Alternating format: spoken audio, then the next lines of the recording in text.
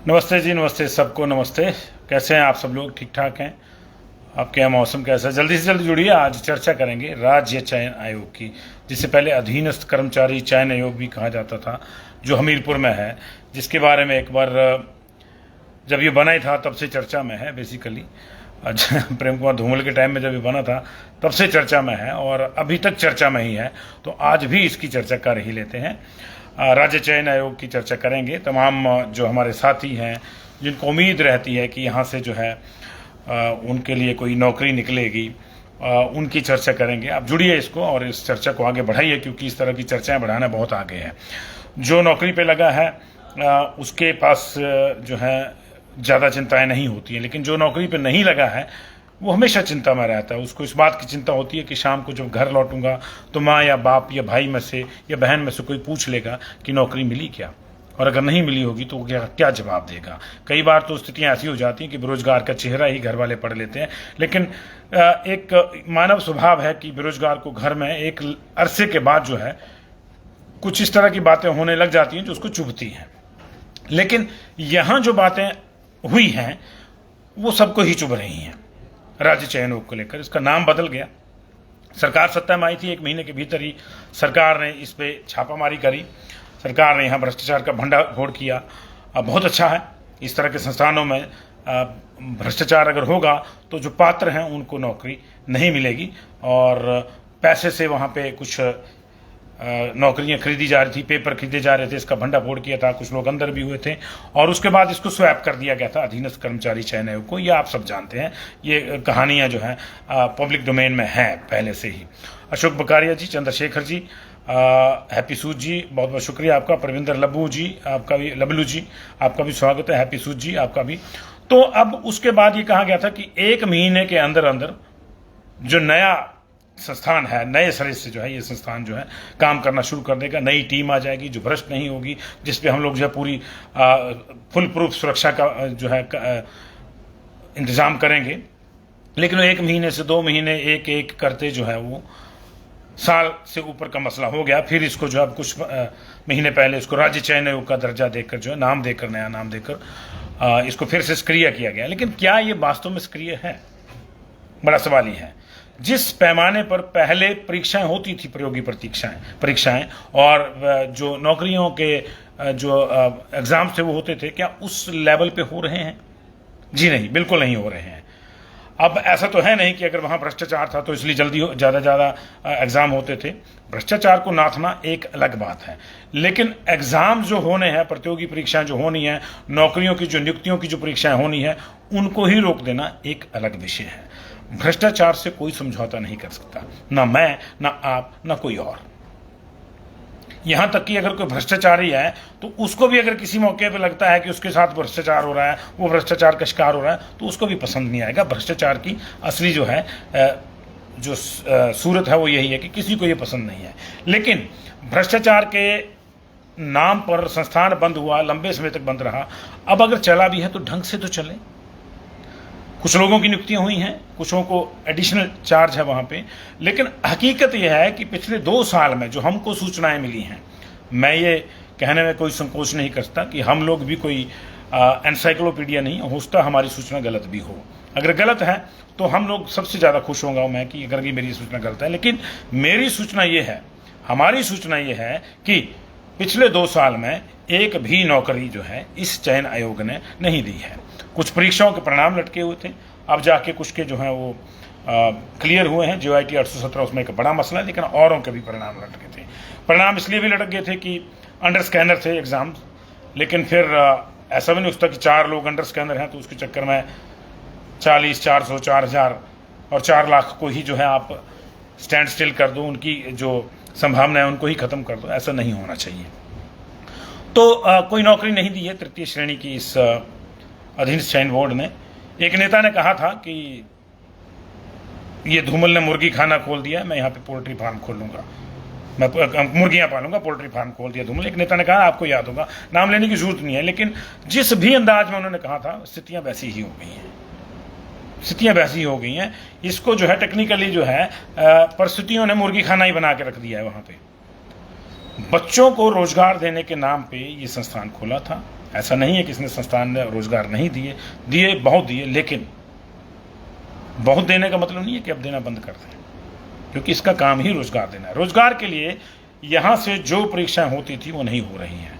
कुछ परीक्षाओं को जो है जो राज्य जो आयोग है, पब्लिक सर्विस कमीशन है, राज्य सेवा आयोग, लोक सेवा आयोग जो है उसको सौंपा गया है, वो करवाते हैं। किस तरह से करवाते हैं, करवा रहे हैं, ये एक अलग विषय है। लेकिन यहाँ से किस तरह से चीज़ें चल रही हैं ये बहुत चिंता का विषय है। यहाँ से जैसे काम होना चाहिए वैसे नहीं हो रहा है। हम लोग आग्रह करेंगे, हम चुनौती नहीं दे रहे, हम लोग आग्रह करेंगे राज्य चयन आयोग के कर्ता धर्ताओं से कि वो एक पब्लिक स्टेटमेंट तो कम से कम जारी करें कि जब से ये नए नाम से ये संस्थान आया है और भ्रष्टाचार के मामले पे जब ये बंद हुआ था, उसके बाद जब से ये दोबारा खुला है, तब से लेकर अब तक उन्होंने क्या किया है, ये पब्लिक स्टेटमेंट देनी चाहिए उनको। पब्लिक डोमेन में ये चीज़ें होनी चाहिए, आखिर पता तो लगे कि वहाँ हो क्या रहा है। वहाँ जो भी स्टाफ है, कम है ज़्यादा है, पैसा तो उस पर खर्च हो रहा है, उसकी जो संस्थान का रखरखाव है उस पर भी पैसा खर्च हो रहा है। किसका खर्च हो रहा है? मेरा, आपका, हम सबका, इस प्रदेश का। कोई अपनी जेब से नहीं दे रहा है, ये प्रदेश की जनता का पैसा है। और ये पैसा इसलिए खर्च हो रहा है वहाँ पे कि वहाँ से प्रदेश की जनता के जो अगले पीढ़ियाँ हैं, बच्चे हैं हमारे जो बेरोजगार हैं, उनको रोजगार मिले। वहाँ से संस्थान से जो है प्रतियोगी परीक्षाएं जो हैं वो करवाई जाएं, ताकि बच्चे उनमें बैठकर जो है अपनी योग्यता के हिसाब से परफॉर्म करके नौकरी हासिल कर सकें। लेकिन क्या ये हो रहा है? बिल्कुल नहीं हो रहा है। हमें हजारों संदेश आए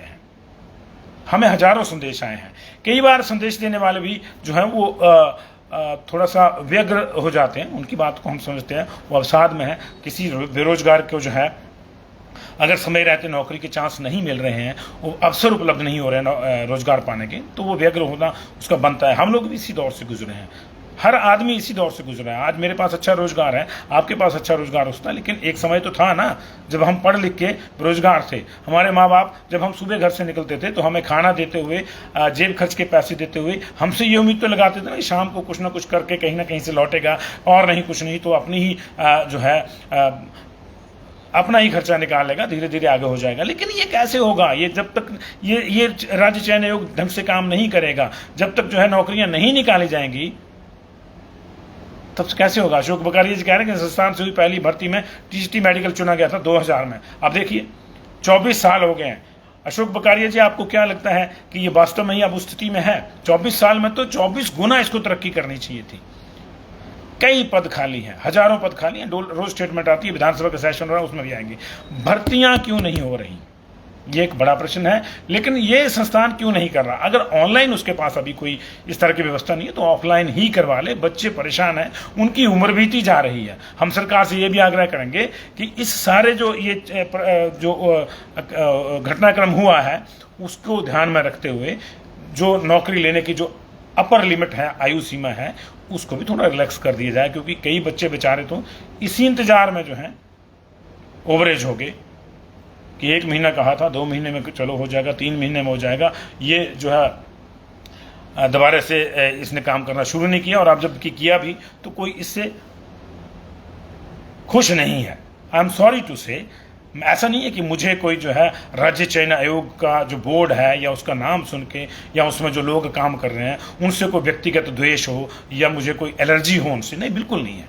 एलर्जी मुझे इस बात से है कि क्यों नहीं बेरोजगारों का कोई ध्यान रख रहा है, क्यों बेरोजगारों की ओर को सरकार का या इस राज्य चयन आयोग के जो सरमाएदार बनाए गए उनका ध्यान नहीं जा रहा। सरकार का ध्यान निश्चित तौर से होगा, तभी उन्होंने इसको जो है राज्य चयन आयोग के नाम से जो है दोबारा रीएक्टिवेट किया है। लेकिन जो आगे जिनको काम दिया है वो करें ना अपना काम।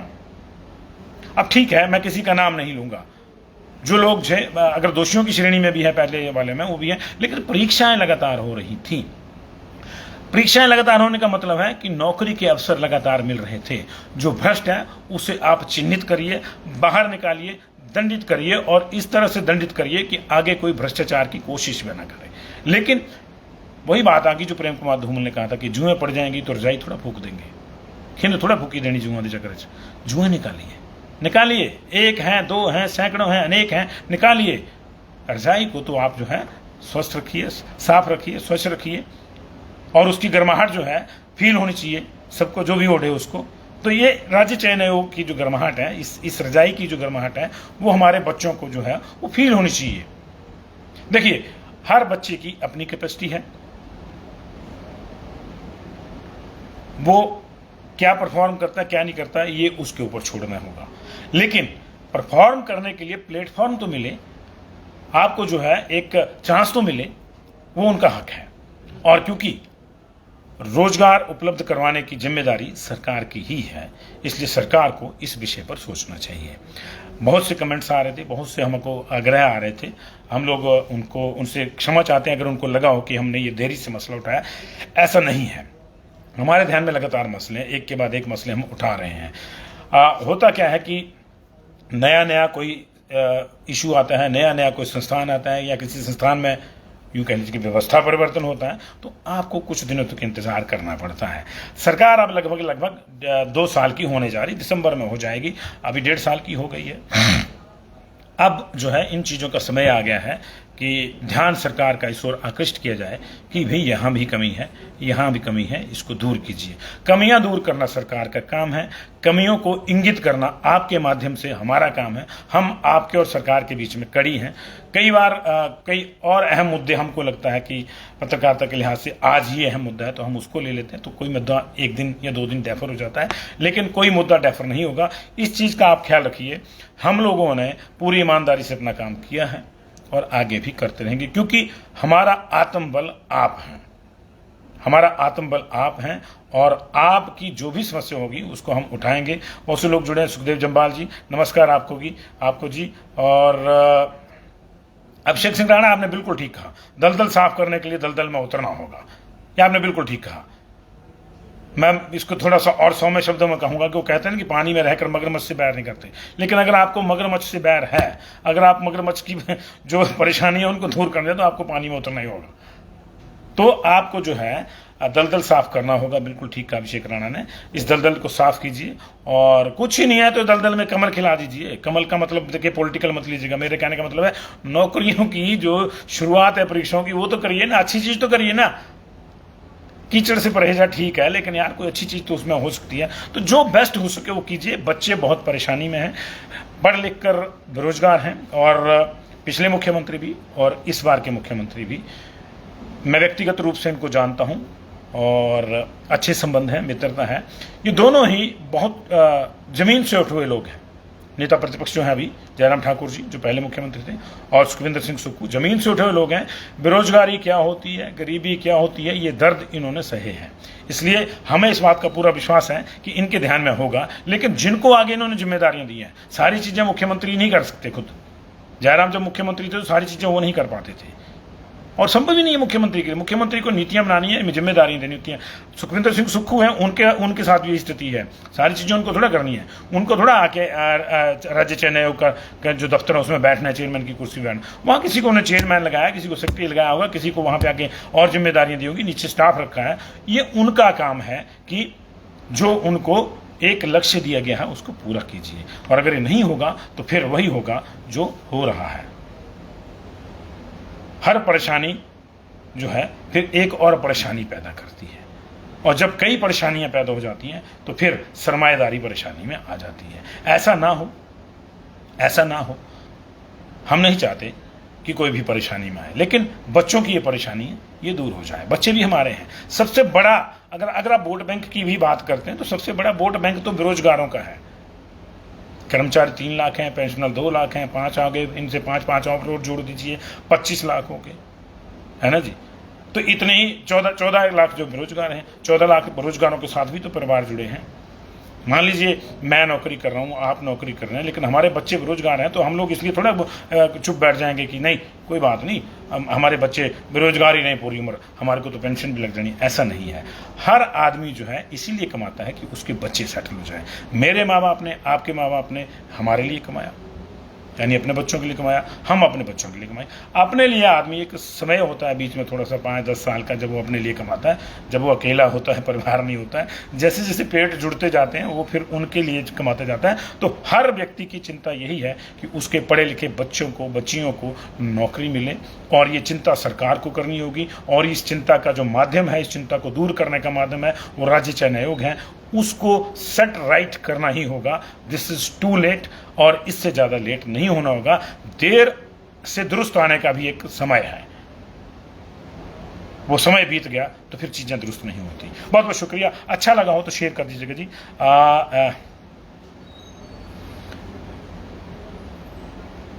सुनील शर्मा जी, आपके बयान को भी मैंने पढ़ लिया है और इसका भी मैं स्वागत करता हूँ। पूनम भारद्वाज जी नमस्ते, आप कैसी हैं? घर परिवार कैसा है आपका? भूपेंद्र सिंह जी देख रहे हैं, बहुत बहुत नमस्ते जी आपको। अगर मैं सही पहचान पा रहा हूँ, आप वो हमारे खेल वाले गुरु जी हैं तो आपको डबल नमस्ते। अगर दूसरे भूपेंद्र सिंह जी हैं तब भी नमस्ते। बहुत बहुत शुक्रिया, अच्छा लगता है सब लोग जुड़ते हैं। काइंडली अगर आपको लगे कि ये मुद्दा जो है मैंने सही उठाया तो इसको शेयर जरूर कीजिएगा। हो सकता है आपके बच्चों को नौकरी लगी हो सकता है आपके घर में कोई बेरोजगार ना हो, लेकिन जिसके घर में हो उसका लाभ हो जाएगा इससे। तो आपके एक शेयर करने से अगर किसी का लाभ हो जाता है तो जरूर करिएगा। Thank you very much for joining us. बहुत बहुत शुक्रिया जी। देव सिंह ठाकुर जी आपको भी नमस्ते, बहुत बहुत शुक्रिया आपका।